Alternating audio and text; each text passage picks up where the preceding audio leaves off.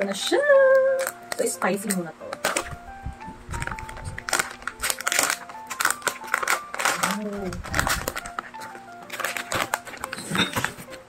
Ang ating Calvins. Suka.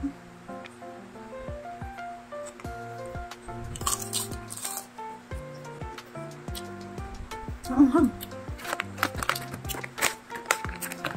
anghang. Ang alat ay saktong-sakto lang for me. Lutong. Grabe. Panalo yung lutong mga atin.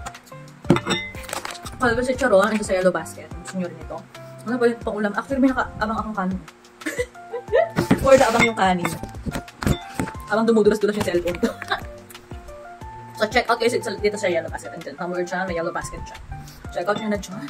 Power. Kain po.